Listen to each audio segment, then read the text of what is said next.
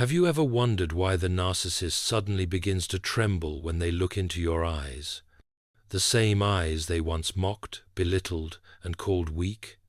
Have you ever realized that the most poisonous curses they launched against you are now circling back, striking their own life like a serpent devouring its own tail? This is not your revenge.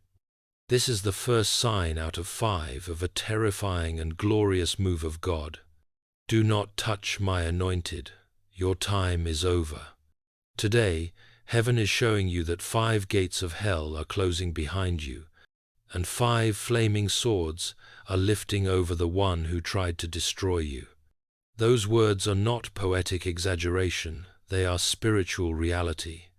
For years, perhaps for decades, the narcissist walked through your life like an unchecked storm, dismissing your worth, distorting your identity, draining your strength drop by drop. They believed their cruelty carried no consequence. They believed their deception could hide forever beneath the mask of charm, entitlement, or religious pretense. They believed God would remain silent while they played God over your heart. But heaven has a boundary, a line no abuser sees coming until they trip over it. A moment when the God who seemed quiet suddenly rises with the authority of 1,000 burning suns and says, "Enough." Divine justice rarely arrives with trumpets. More often, it begins as a trembling beneath your spirit, a holy disturbance, a shift in the unseen, a pressure building like the first crack in an ancient fortress wall. And while the narcissist feels only confusion and fear, you begin to sense something else, a mysterious restlessness, a new clarity, a discomfort with their control that you can no longer explain away. What you are feeling is not rebellion, it is rescue. It is the quiet thunder before deliverance. It is your spirit awakening to a God who refuses to let your story remain in the hands of someone who misused it. And so we begin here, at the threshold of revelation, a place where illusions die, truth rises, and your freedom is no longer a distant hope, but an unfolding decree. Because when God sets his hand to liberate a soul, every lie must collapse. Every mask must slip. Every demonic chain must snap under his command. This is the beginning of your exodus. Not an escape born of panic, but a deliverance authored by the one who calls himself the defender of the oppressed and the God who sees. And now, with your spirit awakened by heaven's warning, we move toward the first great sign, the sign that begins not in them, but in your newly opened eyes. 1. When God lets you see the narcissist's true nature. There comes a moment in every divinely authored escape when God no longer allows the illusion to stand. It is not a gentle moment, it is not a peaceful one. It feels more like a spiritual earthquake, quiet but devastating, an internal shattering where the truth bursts through the cracks faster than you can process it. For years, you survived by telling yourself stories. Maybe they're just stressed, maybe it's my fault, maybe things will go back to the way they used to be. But when God decides the spell has lasted long enough, He doesn't simply give you new answers. He removes your ability to believe the old lies. What was once confusing becomes unmistakable. What once felt small now stands in full height. What once felt like a misunderstanding suddenly reveals itself as a pattern, consistent, calculated, corrupt. It is astonishing how quickly the mask begins to crumble once God touches your discernment. You start noticing how their praise always contains a hook, how their apologies always come with a justification, how their affection always appears at the exact moment your spirit is preparing to distance itself. Every gesture reveals its hidden cost. Every compliment exposes its unseen motive. The architecture of their manipulation becomes visible, like the skeletal beams of a collapsed building after the smoke clears. This clarity hurts not because it is wrong, but because it is right. Truth always cuts deeper when it exposes the places where you once poured your hope. And here is the holy tension. You do not yet feel strong, but you no longer feel blind. You are seeing with new eyes, eyes God Himself is opening. Eyes trained, not by bitterness, but by revelation. Eyes that can finally recognize the difference between charm and character, between passion and possession, between loyalty and control. The narcissist senses this shift too. They feel the tremor beneath the surface and cannot name it. Suddenly, their tactics require more intensity. Their tone becomes sharper, their stories more dramatic, their manipulation less patient. A drowning person always thrashes hardest in the final seconds, and spiritually, that is exactly what you are witnessing, the thrashing of a collapsing kingdom. And right here, before we go further, I want you to pause and tell me, do you feel God opening your eyes in this season? Just type yes if this clarity resonates with your spirit. Because if you do, if something in you is whispering, this is exactly what I've been experiencing, then this is not mere insight. This is the stirring of divine justice. God is not simply revealing who they are. He is revealing who you are when you stand in His light. And with this revelation comes a holy grief. You begin to mourn the version of them you loved, the version you defended, the version you prayed for during sleepless nights. But grief is not the end, it is the doorway. Because the moment you stop grieving the illusion, you begin perceiving the truth. You realize their kindness was not kindness, it was currency. Their devotion was not devotion, it was dependency on your empathy. Their love was not love, but a revolving contract, requiring your silence, your sacrifice, your shrinking. This is why clarity is the first sign of freedom. Not because it solves everything, but because it refuses to let you remain chained to a fantasy. God is not exposing the narcissist to punish them. He is exposing them to free you. And when heaven begins the unveiling, the enemy loses one of his most powerful weapons against your soul, confusion. You may not yet feel strong enough to walk away. You may not yet feel ready to let go. But hear this. Freedom always begins in your vision, long before it manifests in your footsteps.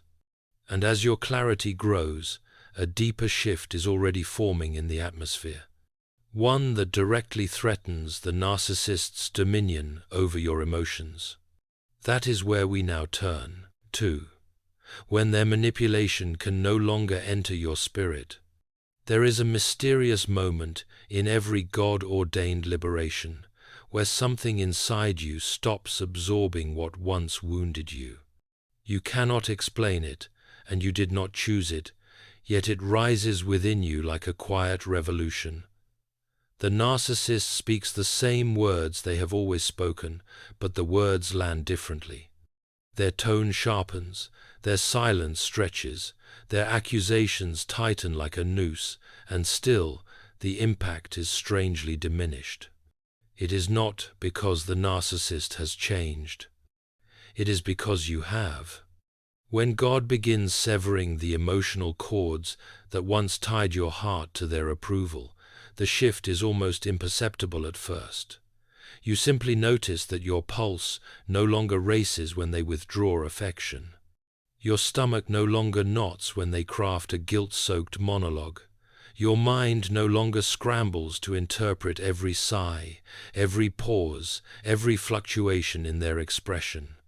What once overwhelmed you now registers only as background noise, a distant thunder without lightning. This is not numbness, it is renewal.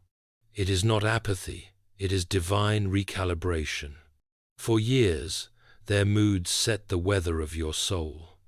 A frown could cloud an entire day. A sharp word could leave your spirit shivering. A small approval could warm you like sunlight. They trained your nervous system to dance to their rhythm, and for a long time you believed this dance was love. But when God touches the deepest part of your identity, He dismantles every throne on which they once sat. He uproots the lies that made you vulnerable. He removes the hooks they once used to pull your emotions into submission. He silences the internal narrator that always blamed you whenever peace was broken. Little by little, He restores you to yourself. And the narcissist feels it. They feel it before you fully recognize it. Because their power was never in their dominance, it was in your responsiveness. When your soul no longer jumps to their commands, they sense the erosion of their kingdom. The tactics that once controlled you begin to misfire. Their familiar arsenal, stonewalling, guilt traps, dramatic withdrawal, calculated compliments suddenly loses precision. They speak the same script, but the spiritual atmosphere no longer cooperates with them. It is as if heaven rewired the room while they were sleeping. And in truth, it did. God does not simply free you from the narcissist. He frees you from the internal architecture that made their manipulation possible. He unravels the emotional contracts you never realized you signed. He dismantles the reflex that convinced you their displeasure was your responsibility. He cuts the spiritual cords that once tied your worth to their reactions. This interior transformation is not loud, but it is seismic. It is the sound of Pharaoh losing his grip, not because Moses shouted, but because God moved. The narcissist interprets your calm as rebellion. They interpret your boundaries as disrespect. They interpret your silence as punishment. But they fail to grasp the truth. Your spirit is no longer accessible to them. You are beginning to live in a new emotional climate, a place where peace no longer depends on their mood, where love no longer requires self-erasure, where identity no longer bends under their scrutiny. It is as though God has gently taken your heart from their hands and placed it back into His own, restoring every fracture they exploited. This weakening of their manipulation is not the end of your liberation, but it is the turning point. Once emotional captivity breaks, spiritual captivity soon follows. And the narcissist, sensing their influence slipping beneath their feet, begins to panic not because they love you, but because they can no longer feed on you. But heaven has already decided the matter. The breaking has begun. And this unraveling leads directly into the third sign of freedom. The moment when your spirit starts reaching for God more than you reach for them, and the desire for deliverance becomes stronger than the desire to be understood. 3. When the desire for freedom outgrows the desire for their approval. There is a moment in every soul's deliverance when something ancient and holy begins to awaken, something that predates the narcissist's influence, predates the wounds of your upbringing, predates every story that ever convinced you that survival was the same thing as love. It is the rediscovery of the God-shaped freedom you were designed to carry before anyone ever tried to shrink your soul to fit inside their insecurity. For a long time, you confused peace with appeasement. You confused loyalty with self-erasure. You confused faithfulness with endurance of harm. You believed that if you could just love harder, forgive faster, stay quieter, bend further, perhaps the tide would turn and the relationship would become what you prayed it could be. But God, in His mercy, begins stirring something deeper than longing. He stirs recognition. Recognition that peace is not the absence of conflict, but the presence of truth. Recognition that covenant is not a cage. Recognition that relationships ordained by Him do not require the crucifixion of your God-given dignity. And so, the desire begins to shift. Slowly at first, then decisively. Where you once waited for the narcissist's approval, like a thirsty traveler waiting for drops of rain, You now find yourself reaching instinctively toward the voice of God instead. Their praise no longer tastes sweet. Their acceptance no longer satisfies. Their opinion no longer possesses that godlike weight. Something within you, something resurrected by the Spirit, begins whispering that the life they offered was too small for the soul God placed inside you. This inward turning is not rebellion. It is restoration. It is the Holy Spirit reclaiming territory long occupied by fear. You begin imagining a life outside their emotional orbit, and the thought no longer terrifies you. It intrigues you. It steadies you. It calls to you like a distant horizon breaking open after years of fog. You feel the Lord's hand gently loosening your grip on the identity you formed around them and placing it instead on the identity He formed within you. And this shift becomes unmistakable in your decisions. You start saying no without trembling. You start saying yes to things that bring life instead of guilt. You start stepping back from conversations meant to entangle you. You start guarding your peace as though it were holy ground, because it is. The narcissist senses this reorientation long before they understand it. Their confusion grows, their criticism intensifies, their charm becomes frantic. For the first time, they cannot predict you. They cannot interpret you, they cannot steer you. The gravitational pull they once held over your emotions begins to weaken, not because you hardened, but because God strengthened what was once fragile. Desire is one of the most potent indicators of spiritual movement. Where the soul turns, the feet eventually follow. And when your desire begins to lean away from their approval and toward God's presence, heaven recognizes it as the signal that you are ready to be led out. This is why the longing for freedom feels so different from the longing to fix things. It is not fueled by desperation, it is fueled by revelation. It is the quiet knowing that the cage was never God's will, and the door has been unlocked the entire time. It is the awareness that the life you are stepping toward is not merely different but divinely appointed. And as your soul begins to walk toward that horizon, something else happens. You no longer pray, "Lord, change them." You begin to pray, "Lord, change me." Not because you blame yourself, far from it, but because you finally understand that no external bondage can withstand an internal awakening.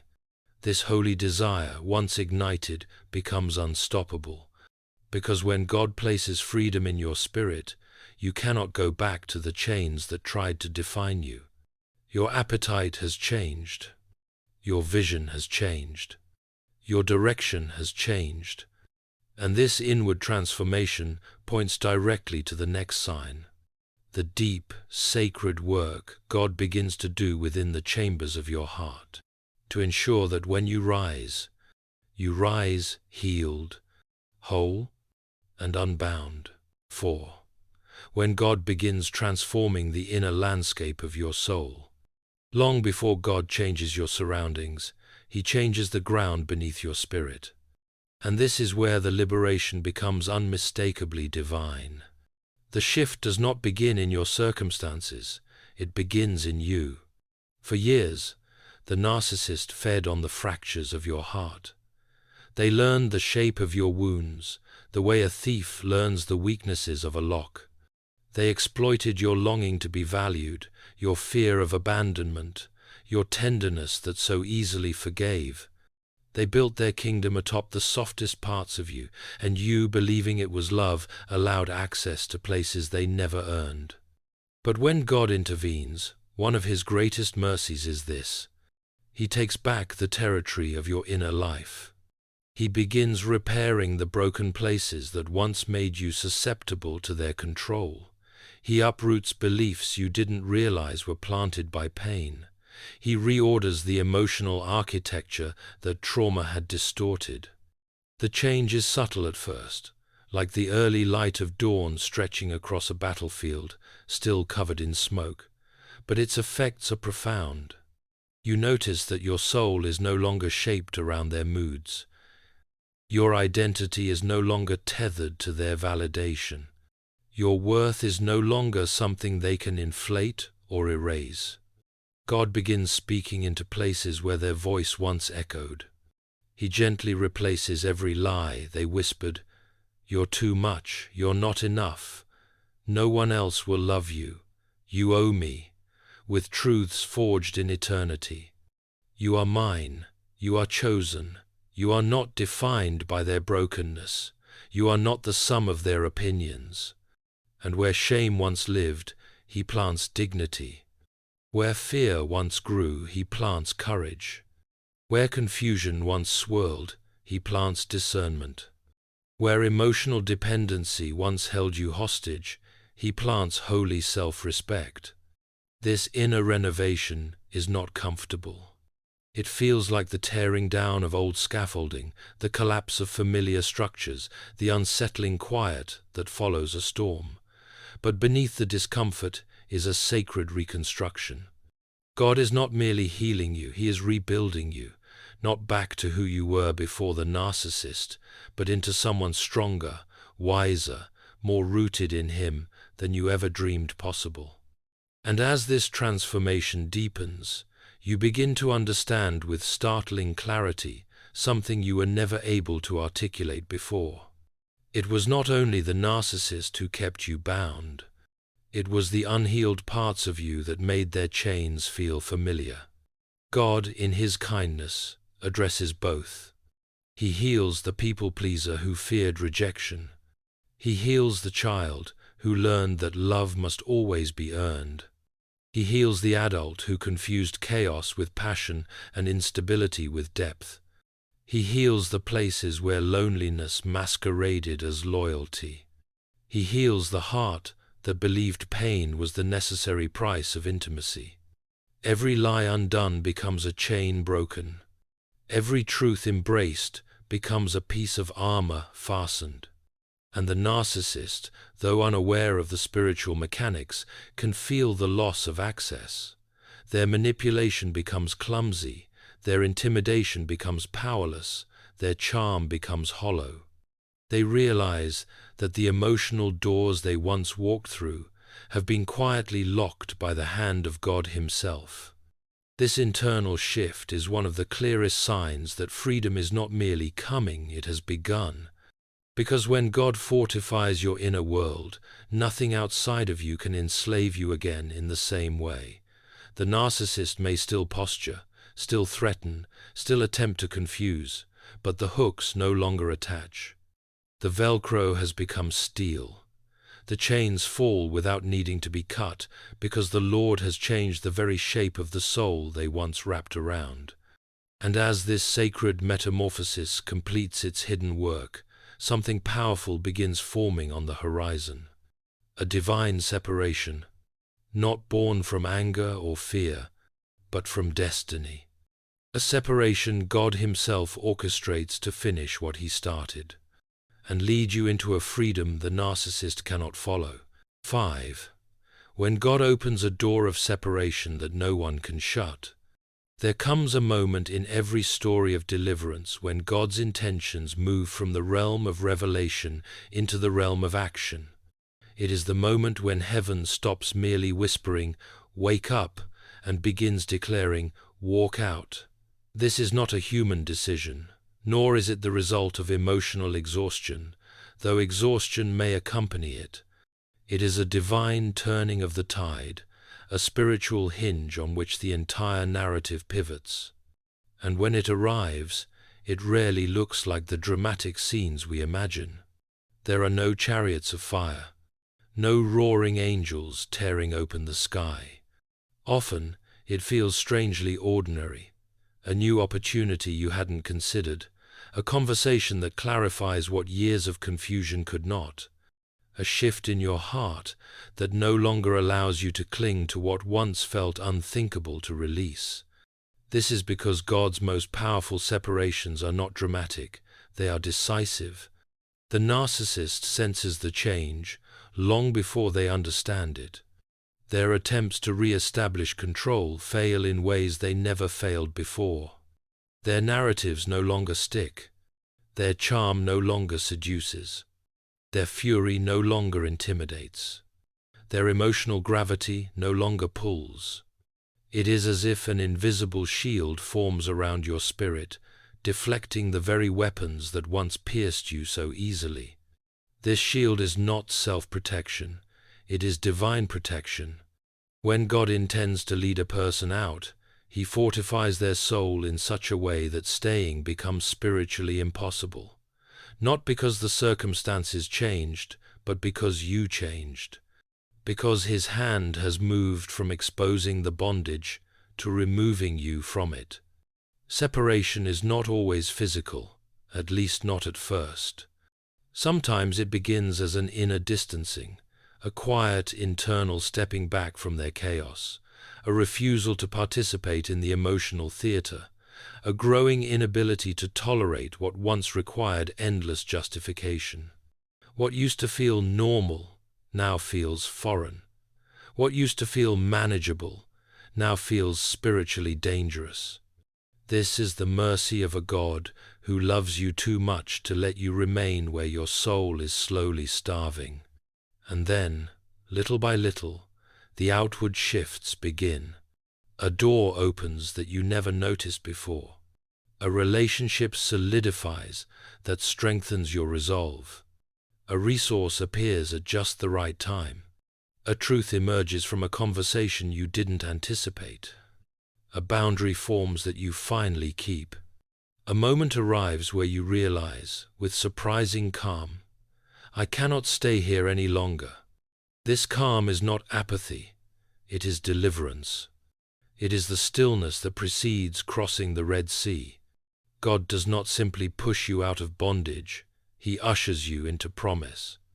And He closes doors not out of cruelty, but out of covenant. He knows that if the door stays open, the narcissist will use it as an invitation to pull you back into the shadows you were never meant to inhabit. So He shuts it, quietly, firmly, irrevocably. No pleading can reopen it. No manipulation can dismantle it. No apology can rewind what He has revealed.